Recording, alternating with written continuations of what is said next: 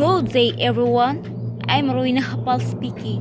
Chapter 2, World Team Management Meaning and its Components.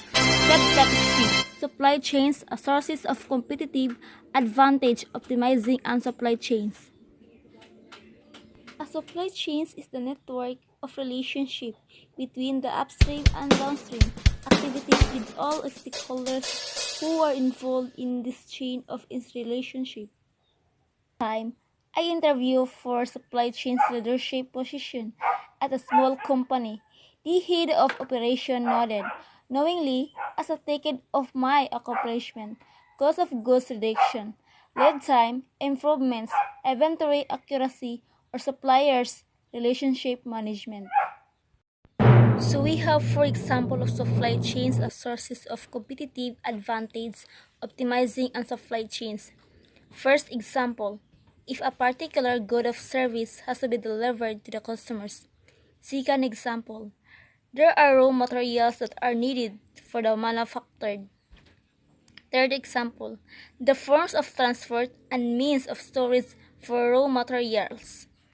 Fourth example, the transport of the finished goods to the retailers and the logistics involved in getting the goods to the customers are all parts of the supply chains and extend from the suppliers to the customers.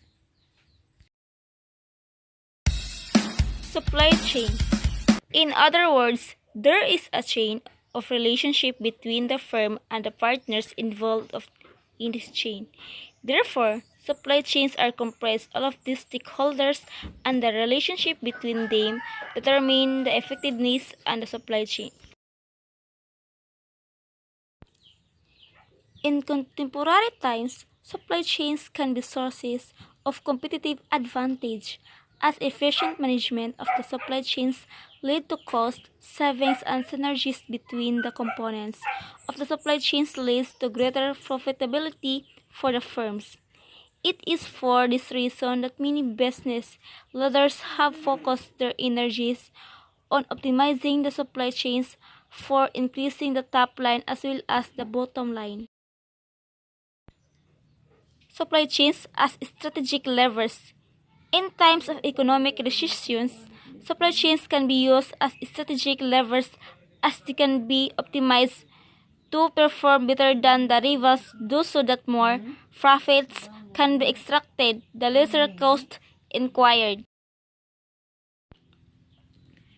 The optimization of the supply chains through just-in-time or JIT methods of holdings inventory focus on reducing the COGS or the cost of goods sold by rationalizing the expenditure of the components of the supply chains, all lead to the situation that can be extremely beneficial to the firms. It is for this reason that many firms like Walmart, Procter & Gamble, Tata Motors, and Unilever has focused on rationalizing the activities that form the supply chain. The point here is that with astute management of the supply chain, the firms can derive value from the process, which can then translate into greater profits the lesser cost. Apart from this, the supply chains can also be of strategic and competitive advantages because a major portion of the cost goods sold or COGS is made up of the logistic and the supply chain expenses. The case of Walmart. To take some real world example, Walmart is one retailer that has managed its global supply chain in an adroit and efficient manner. As it operates in various countries around the world, it needs to have control its global supply chain, and this is where the company, with its focus on local capabilities, the global movements integration has made its supply chain leaner and meaner. Further, the company is obsessed with cost and therefore it focuses exclusively on how to make its COGS and logistic aspect of the supply chain efficient and effective. Apart from this, the single-minded obsession with reducing costs has paid off handsomely. For the company, it is retains its number one position in its retailers' market space, mainly due to its cost-effective strategies that translate into lower units prices for the product it stocks. Of course, there are many who believe that the company overemphasized the cost reduction in its supply chain, and this has led to some ethical issues. However, the point here is that in the times of economic gloom, Walmart, with its aggressive approach to supply chain management, has scored over its rivals.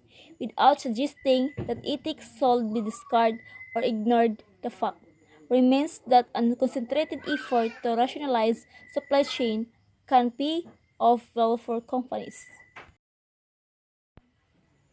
Concluding remark. Finally, the twin challenges of the globalization of the world economy and the increase in the global complexity of the supply chains are formidable, and when taken together with the other effects of the ongoing economic crisis, business leaders have their hands full trying to make decisions on how to meet these challenges.